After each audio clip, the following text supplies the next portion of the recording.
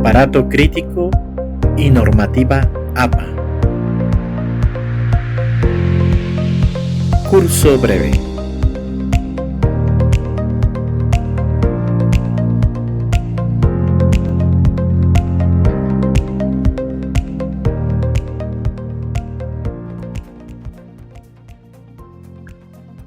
No sé si hasta aquí vayamos entendiendo un poquito lo que nos está sirviendo el aparato crítico y cómo podemos evitar justamente el plagio.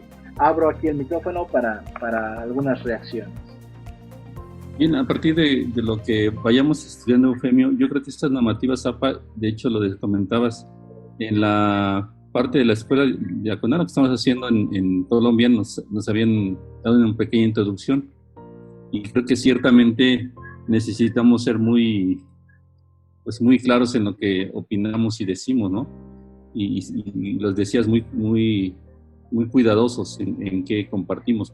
Más sin embargo, con estas normas, o la normativa que nos has compartido, creo que nos viene a aclarar un poquito mucho lo que tenemos que hacer en nuestros trabajos. Ese es mi aporte y creo que mi observación, que creo debemos de corregir, bien lo decías, ¿no? Corregir y solucionar, pues. Así es. Alfredo, levantaste la mano. Sí, así es. En relación a lo que comentó José hace un momento, yo tengo una duda. Según yo te estoy entendiendo, no nada más era el citarlo, sino, bueno, yo de esto que copié y pegué de Aparecida, por decirte algo, Ajá. Entendí que esto funciona de esta manera o me sirve para mí en esto y esto y esto. Eso es lo que yo entiendo que tú nos estás queriendo decir. No solamente es citarlo, sino después armar una idea nueva. ¿Es correcto o estoy por ahí, me regreso? Es correcto, Alfredo. A fin de cuentas, las citas, vuelvo a insistir, nos sirven como referencia, como sustento de una idea que queremos plasmar.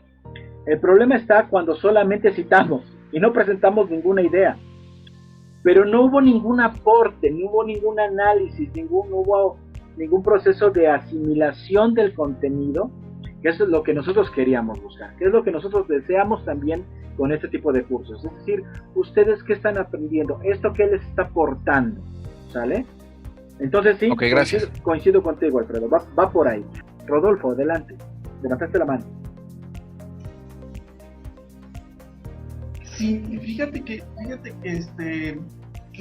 eso es un dilema que yo también lo he platicado con mis compañeros o con los sacerdotes, que en algunas ocasiones, pues a la hora que uno predica o a la hora que uno expone un trabajo, pues tienes que hablar de lo que dice la palabra de Dios o lo que dice o lo que dijo el Papa, y si tú en cierta manera corriges la plana o dices no estoy de acuerdo en esto, pues ¿quién eres tú o quién soy yo, pues, para hablar mal o decir o modificar lo que dijo pues Jesús o lo que dijo Juan Pablo o San Pablo, ¿no? O Juan, ¿no? Entonces, ¿hasta dónde puedo, no?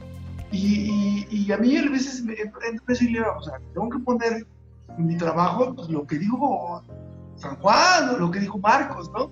Entonces, ese es lo que a veces entra en el conflicto. No es que haga yo copy-paste, ¿no? Sino que pongo lo que dijo y sí, obviamente, hago el comentario o hago la impresión o digo mi punto de vista sobre eso, ¿no? Uh-huh. Sí, mira, yo lo que te quiero hacer como propuesta, Rodolfo, va en la línea, por ejemplo, de lo que nosotros hacemos en la Lectio Divina. Yo no sé si ustedes, alguno, nada más para que alguno diga si conoce lo que es la Lectio Divina. Perfecto. Sí, claro. Compártenos de manera muy simple, Alfredo, ¿qué es la Lectio Divina? Bueno, es la lectura orante. Entonces yo leo un párrafo, una pericopa de la Biblia, y a partir de ella la reflexiono y pienso en qué me dice a mí, o sea, no tanto, sino qué me dice a mí en mis circunstancias en este momento. Y de ahí, pues me genera un compromiso de cambio, de ver otras cosas. Y en ese compromiso que genero, pues es una pedirle a Dios la fuerza para poder cumplir con ese, con eso que me está pidiendo la palabra de Dios en ese momento. Digo, creo que muy a grosso modo. Totalmente. Esto que nos dice Alfredo, Rodolfo, nos ilumina. A fin de cuentas, nosotros lo que tenemos que hacer cuando tratamos de hacer una homilía es leer, meditar y contemplar la palabra y qué es lo que me dice a mí y en mis circunstancias. Obviamente, cuando haces tú una prédica, en las circunstancias del común, en este caso, de la comunidad. En nuestro caso, por ejemplo, esta palabra sí, tú puedes decir, bueno, lo dijo San Pablo y de hecho el Papa tal hizo una referencia a este texto diciendo esto otro y resulta que en nuestra comunidad, en nuestra realidad está pasando esto y aquí es donde podemos aplicar esto, ¿no? Obviamente lo bello que tiene la palabra de Dios, Rodolfo, es de que es una palabra que es única pero que tiene un mensaje perfectamente personalizado.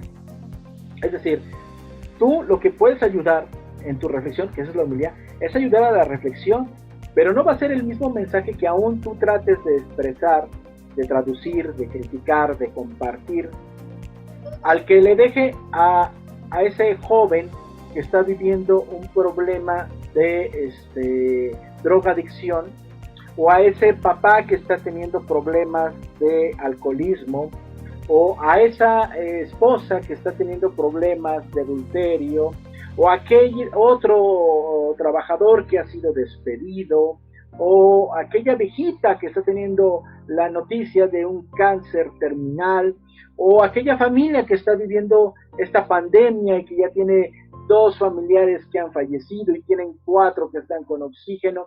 O sea, el mensaje va a ser personalizado y esa es obra y gracia de la misma palabra, ¿no? A través del Espíritu Santo. Pero cuando hacemos una referencia, así como lo he mencionado justamente con la lección divina, es saber esta palabra qué me quiere decir a mí hoy. ¿Qué nos quiere decir a nosotros hoy, comunidad de, voy a inventar una, de Acasochitlán, ¿no? Comunidad de Cuernavaca, comunidad de Huautla. O sea, ¿qué nos quiere decir hoy con nuestra realidad? Eso es lo bello que tiene en nosotros esta reflexión.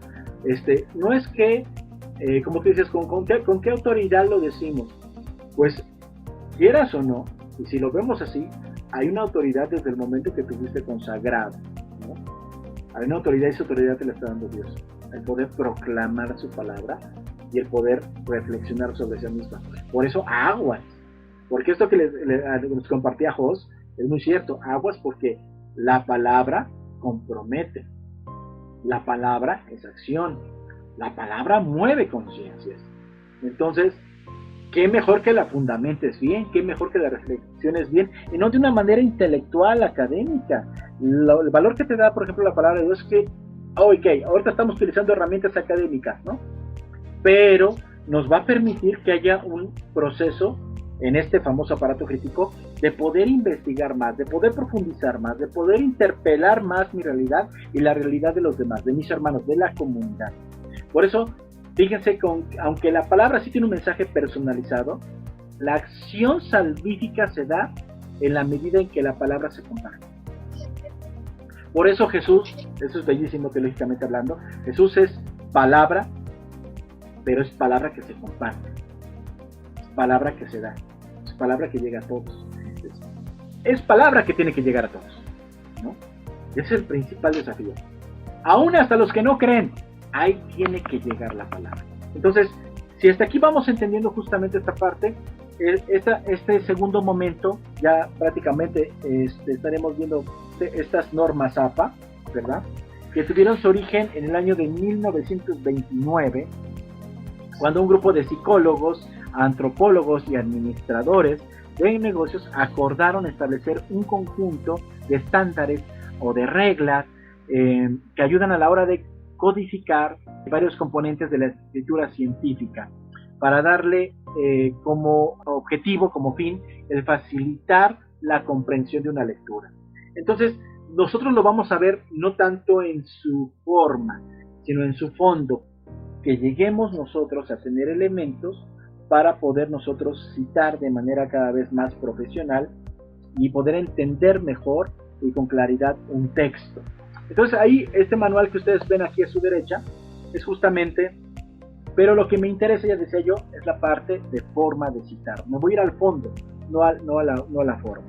Entonces en el fondo, aquí les pongo un ejemplo, que es justamente lo que ya nos adelantaba Alfredo. Por ejemplo, la cita con autor. Esto se lo van a quedar ustedes, ¿no? Para citar con un autor, tiene que llevar el apellido del autor, la inicial de su nombre, el año de la publicación, el título del libro, la ciudad, y va a tener que llevar también el país y la editorial del libro. Un ejemplo de esto lo encontramos así, ¿no? Este es, por ejemplo, de Gabriel García Márquez. Aquí dice apellido del autor, aquí está, inicial de nombre, aquí está, año de publicación, aquí lo encontramos, 1967, el título del libro, 100 años de soledad, la ciudad, en este caso es Ciudad País, Colombia, y la editorial es Planeta, ¿no? Este es el ejemplo de cuando tú citas con autor, ¿no? Ahora, cuando tú citas de este autor una página en concreto, simplemente le vas a agregar la página y el número de la página, ¿ok? Esto es una cita con autor. Pero vamos a encontrar una cita con editorial. A diferencia de la anterior, simplemente se le va a agregar la editorial, aquí la encontramos, a lo que ya teníamos. Dentro de la forma de citar, libros electrónicos. Y la forma de citar esos libros electrónicos es el siguiente. Aquí les pongo el ejemplo. Ponemos el apellido, la inicial del nombre, el año de publicación, 100 años de soledad, que es el título del libro, y se pone la frase recuperado de, y se le pone justamente el URL web con su dominio. En este caso está tomado de esta página de normasapa.in. Entonces, el capítulo de un libro, porque puedes todavía ser más específico y citar el capítulo de ese libro, ¿no? Entonces, ahí simplemente lo ponemos. La forma de citar, por ejemplo, páginas web. Fíjense, aquí construyo el ejemplo, ¿no?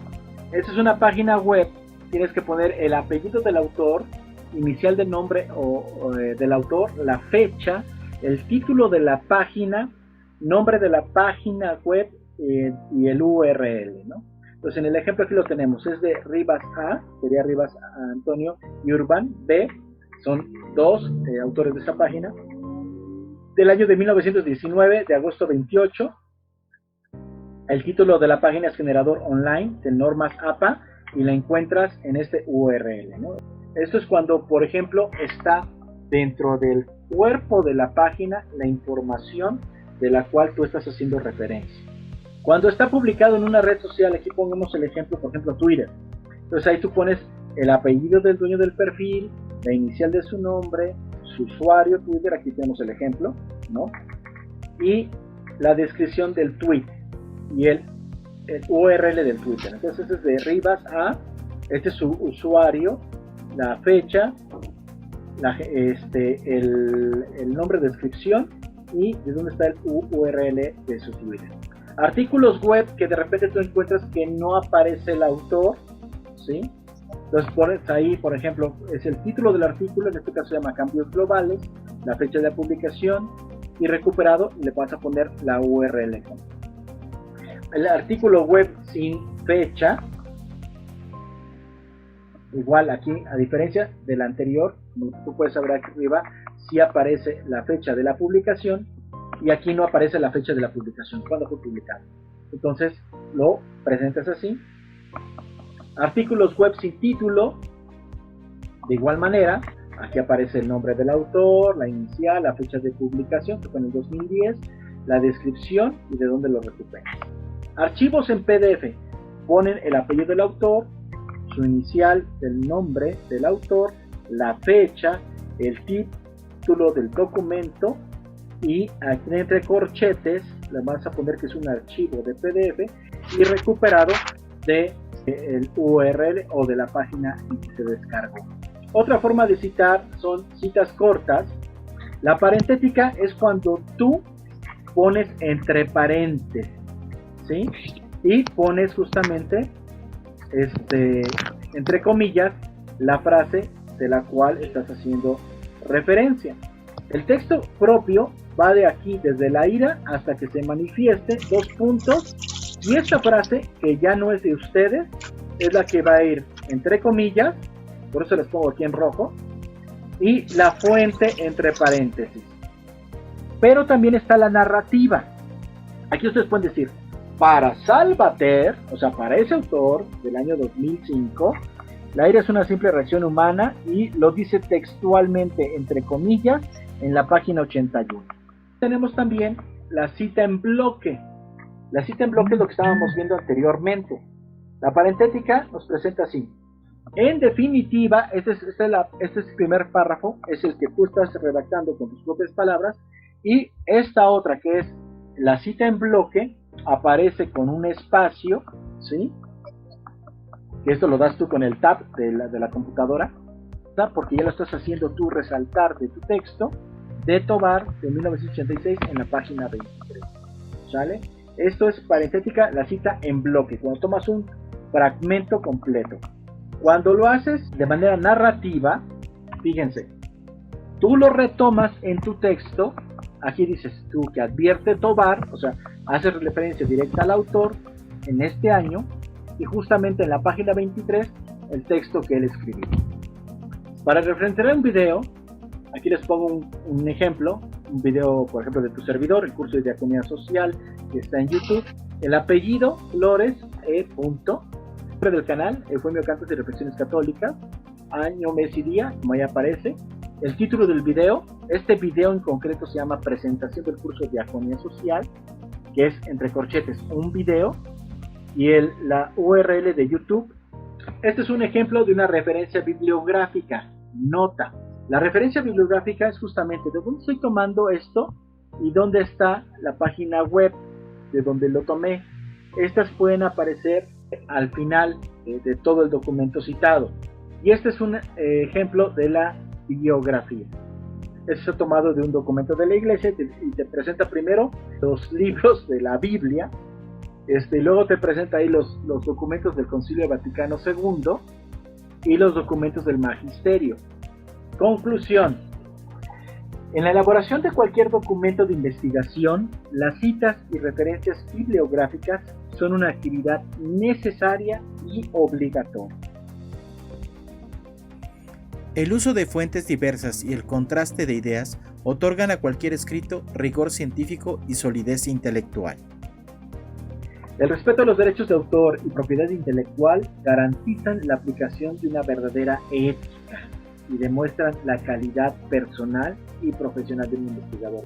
Abro el micrófono, con esto terminamos. No sé si alguien quiera compartirnos alguna reflexión en torno a este tema que hemos abordado el día de hoy. Sergio Luna. Sergio, a tus órdenes. Yo la verdad te agradezco mucho toda esta información. Perdón. Para mí todo esto es oro molido en este momento porque estoy cursando, aparte del diaconado, estoy cursando un doctorado en la Universidad del Estado y estoy en la etapa de escribir mis artículos científicos y me están entregando una información valiosísima. Esto me remarca que Dios nunca se equivoca. Entonces, te agradezco mucho infinitamente y híjoles, hasta se me enchina la piel de toda esta información. Gracias. Gracias, Sergio. Arturo López, adelante. Bueno, son dos cosas. La primera, sobre la importancia de las referencias. Una de las cosas que nos dijeron, bueno, al principio de esto, hablando de documentos de la iglesia, o hablando de textos que tengan que ver con lo de la iglesia, me pareció muy interesante fue que empezáramos a hacer como confrontaciones, ¿no? De si estás hablando de un tema o de una realidad a lo que tú estás enfrentando, pues obviamente tienes que hacer citas de documentos, bueno, del magisterio, de allá arriba, luego hacia abajo, y luego lo que dice tu obispo, y luego, si es posible, lo que está diciendo tu párroco en algún texto, en algún video, como dices tú, porque es una manera de confrontar, ¿no? Además, tu realidad que estás viviendo con la realidad que está percibiendo la iglesia, ¿no? A través de un mensaje, un evangelio vivo encarnado, ¿no? Así es. Por un lado. Y la segunda era lo difícil que fue para mí redactar el primer resumen, el primer trabajo, porque siento que me faltó como una pregunta que detonara mi, pues de dónde voy a hablar, ¿no? ¿Qué voy a hablar? O sea, de lo que me dijiste, de lo que me está interpelando, bueno, fue mucho, ¿no? Y que lo plasmé en el documento. Pero sí también es importante, creo yo, una pregunta clara que nos ayude a pensar, bueno, ¿qué vamos a hablar de esto? ¿De qué vamos a hablar? ¿Qué me está diciendo a mí, no? ¿Qué nos está diciendo a la iglesia? Eso es todo. Muchas gracias por el tema de hoy. Gracias, Arturo. Sí, era plan con maña, como decimos por acá. Era darles ninguna indicación para ver qué hacían, cómo respondían, qué habían aprendido, cómo redactaban, conocerlos en este ámbito.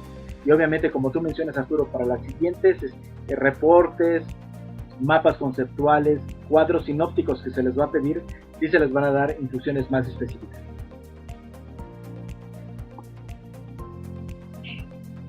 ¿Algún hermano diácono que nos ayude con la oración? Yo lo hago. Teodoro, adelante. Gracias. En el nombre del Padre, y del Hijo, y del Espíritu Santo. Amén. Amén. Señor, te damos gracias por esta oportunidad que nos diste, Señor, de aprender más por medio de nuestro hermano Eufemio, de saber más de tu palabra, Señor, porque algunos estamos, pues, un poco verdes y todavía no entendemos lo que es el mensaje que tú nos das, Señor. En este momento quiero pedirte por una persona que acaba de morir, por Zenón Hernández. Me acaban de avisar en este momento. Señor, recíbelo en tu gloria para que pueda participar también él, que descanse en paz.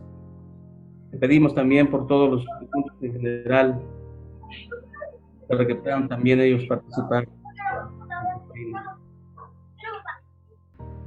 También, Señor, pongo en tus manos todo lo que viene en adelante, el proceso diaconal, para todos mis hermanos, especialmente para nuestro expositor, nuestro hermano Eufemio, que nos llenes de tu Santo Espíritu para que podamos nosotros caminar en este camino que tú nos has trazado.